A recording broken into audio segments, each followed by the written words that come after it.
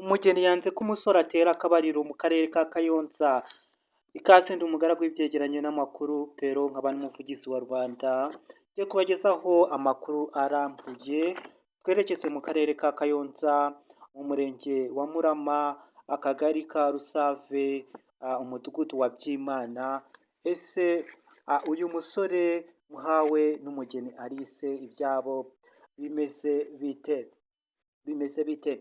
Rero uyu musore rero yakoze ibishoboka byose, akora ubukwe, atanga n'inkwano ibihumbi, benshi bari kuvuga ngo ni 700, ariko we ni 700 niko ari kwivugira, ariko abandi bari kugenda babeshya ngo ni 500.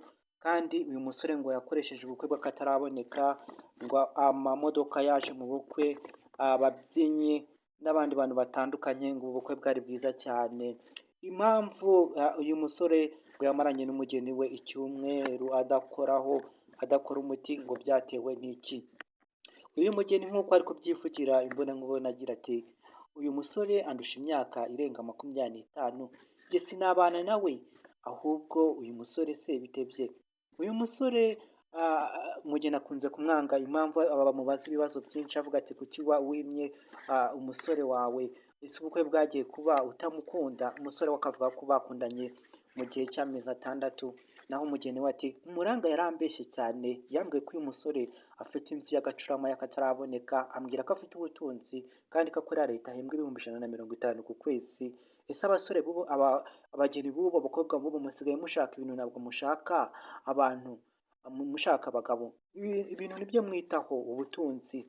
Uyu mugeni ngo nicyo yamubengeye, amaze kumenya ko ibyo ngibyo ari scam. Mukore subscribe yamwanze, mukore subscribe yamwashe.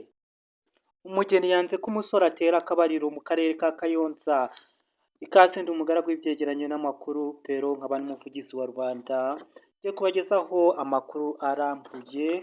Twerekeze mu karere ka Kayonza, mu murenge wa Murama, akagari ka Rusave, umudugudu wa Byimana. Ese uyu musore muhawe n'umugeni Alice ibyabo bimeze bite?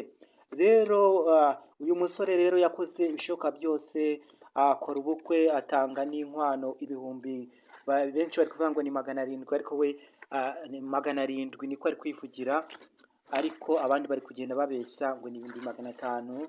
Kandi uyu musore ngo yakoresheje ubukwe bw'akataraboneka, ngo amamodoka yaje mu bukwe, ababyinnyi n'abandi bantu batandukanye, ngo ubukwe bwari bwiza cyane. Impamvu uyu musore ngo yamaranye n'umugeni we icyumweru adakora umuti, ngo byatewe n'iki? Uyu mugeni nk'uko ari kubyivugira imbonankubone agira ati, uyu musore andusha imyaka irenga 25, njye sinabana nawe, ahubwo uyu musore se bitebye. Uyu musore umugeni akunze kumwanga, impamvu bamubaza ibibazo byinshi avuga ati, kuki wimye umusore wawe? Ese ubukwe bwagiye kuba utamukunda? Umusore we akavuga ko bakundanye mu gihe cy'amezi 6, naho umugeni we ati, umuranga yarambeshye cyane, yambwiye ko uyu musore afite inzu y'agacurama y'akataraboneka, ambwira ko afite ubutunzi kandi ko akorera leta, ahembwa ibihumbi 150 ku kwezi.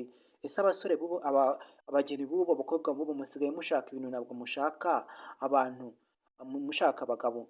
Ibintu nibyo mwitaho, ubutunzi. Uyu mugeni ngo nicyo yamubengeye, amaze kumenya ko ibyo ngibyo ari scam. Mukore subscribe yamwanze, mukore subscribe yamwashe.